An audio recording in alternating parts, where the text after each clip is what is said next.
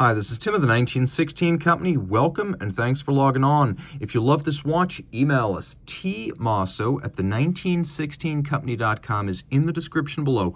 Email us at tmosso at the1916company.com for all of your purchase and pricing questions about this or any of our watches. So today, we are discussing a current catalog as of 2024, Breitling Avenger GMT in stainless steel. It's sizable in diameter at 45 millimeters, but it's also thin at 12.5 millimeters thick, and from lug to lug, 53.3 millimeters with a 22 millimeter spacing between the lugs.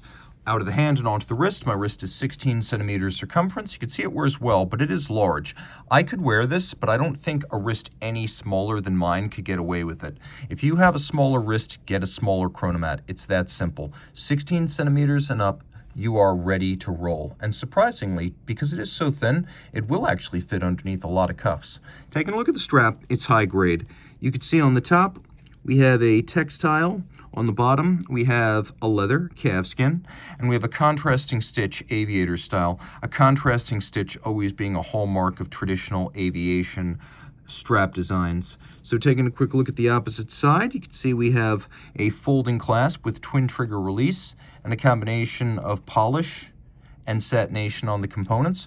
With the twin trigger release, it will not open inadvertently.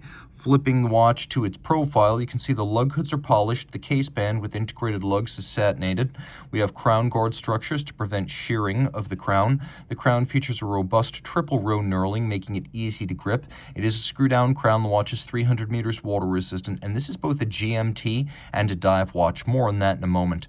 You can see the crown guard structures are angular with a little bit of a vintage style squared off look. We have the typical chronomat bezel. Now, this was first established in 1983 with the arrival of the modern chronomat under the Schneider family, which was at the time resurrecting Breitling following its bankruptcy under the last of the Breitling scions, Willy Breitling. So in 1983, the chronomat, previously a slide rule chronograph, came back as a series of watches that included, among other things, diving bezels, GMT functions, chronographs, and many more over the years. But aesthetically, the hallmark was always the rider tabs on the bezel. They allow you to more easily grip the bezel with wet, sweaty, or gloved hands. And this isn't a GMT bezel. This is a 120-click unidirectional rotating dive bezel. Let's hear it.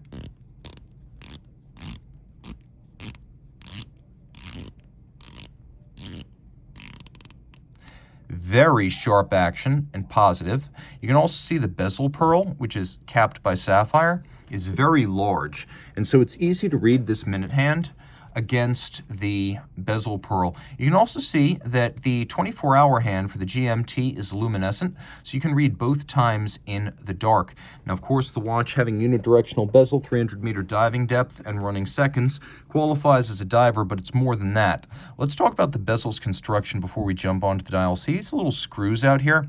These screws indicate you're looking at a captive bezel, so it can't be snapped off because it isn't snapped on for assembly. Unlike Tag, Omega, and Rolex bezels, this has to be physically disassembled with the screws removed, designed to keep the bezel in place resolutely. You can see a contrast between the polish and the satination of the bezel, and then this little ring inboard of the bezel between the bezel and the sapphire. This is called the chimney, and it's a Breitling case feature that protects the sapphire from being impacted if the bezel comes under a condition of impact or shock.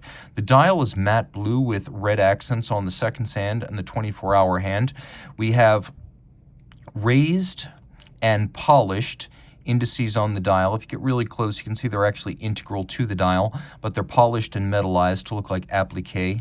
And then we have baton-style hands and a 24-hour scale outboard. This is how you read that second time zone. So you don't use the bezel, you use the scale. So for example, now you're looking at 8 a.m. and you know that because this is in a 24-hour format. If it were 8 p.m., the hand would be over here pointing to 20. Now, because this is based on an ETA 28932 base, you get something that's not often present on a lot of GMT style watches.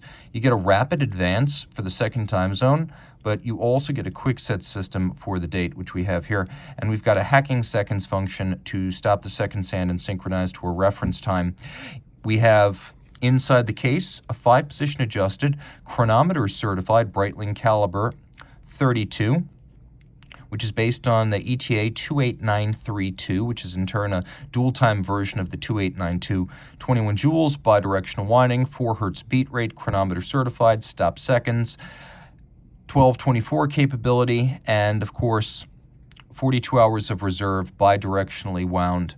This is a capable movement that can be serviced almost anywhere by anyone, and these movements come in 4 different specs: base, elaboré, top, and chronometer. And this 28932 is chronometer certified, so accurate to no worse than -4 plus 6 seconds per 24 hours, tested over 2 weeks, including to hot and cold temperatures. This is an accomplished watch, very tough and very practical. It could easily be your only timepiece. Reach out to Team Mosso at thewatchbox.com for purchase and pricing details.